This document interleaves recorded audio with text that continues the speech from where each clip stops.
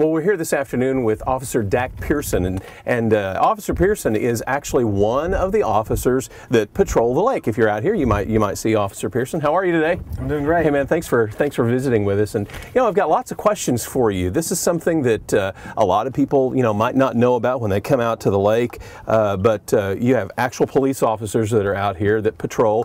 What are some of your responsibilities when you're patrolling the lake? Well, safety is paramount at Lake Arcadia, and one of our main responsibilities is that there's several land and water recreational activities, and that we just make sure that the operation of those activities are done in a safe manner. We also provide a service to people that are in aid, both on land and water, and give them the service when they need it. There's an entire team of you guys. How many officers actually are on lake patrol as a whole, and then how many at any given time? We have a total of 8. We have one full-time officer that's here year-round, and then we have 6 seasonal officers that's here from Memorial Day to Labor Day, and then we have one supervisor that supervises all of us.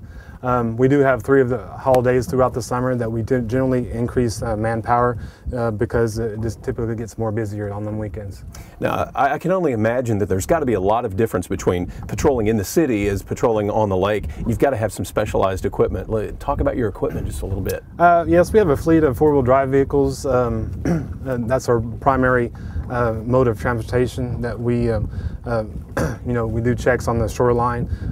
It gives us a tool to where if we have to go off the road, there's pretty rough terrain in different areas of the lake that we could access points of the lake with our 4-wheel drive vehicles. And then also, of course, our patrol boat gives us access to patrol the waters of Lake Arcadia. And we also do a lot of walking and bike patrol as well. We do have an ATV that also gives us a tool to get back into the trails if somebody's in need of assistance. You can go anywhere. Pretty much. And do you have scuba gear? Can you go underwater? We do have a dive team that utilizes the boat, and we have they have gear that come out, and when we need a dive, they have that. So you can cover it all. Yes. Now, when you're out here, as you're patrolling on a daily basis, what are some of the most common infractions, if you will, that you see people do? What's a big one? The ones that I generally see the most are the glass containers. There's a lot of people don't know they're doing it, but any glass containers at Lake Arcadia are strictly prohibited.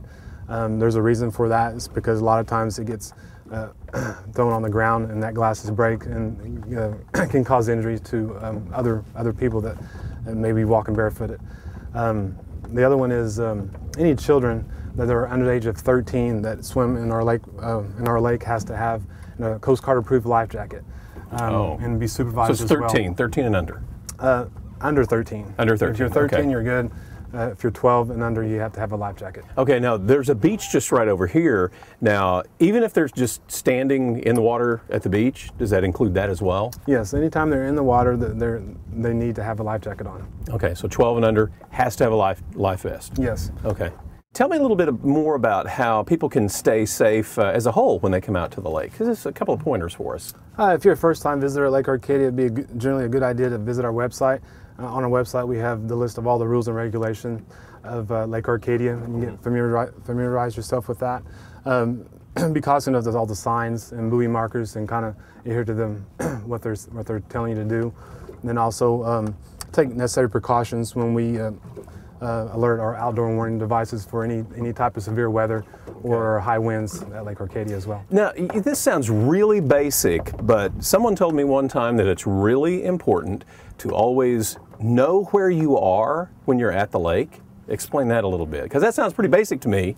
Yes, there's several incidents that could happen, and if it happens to you and you're on the lake, it's a good idea to know where you're launched from and what general direction you're at, because when you call us, we'll need to know how to find you, and if you know where you're at, it makes it easier for us to find you. Okay, so where you launched from, where you parked, where the arena is that you entered the lake? Yeah, if it's a campsite or if it's a certain dock, it kind of gives that general area and then what direction you went, and we can pretty much find you from there. Okay, great, man, a lot of good information. I appreciate that. And if you'd like some more information, all you need to do is go to edmondok.com, take a look around, you'll find some information on Lake Arcadia. This has been a segment from a previous episode of Your Edmond. Watch new episodes of Your Edmond beginning each month here on Edmond Life TV.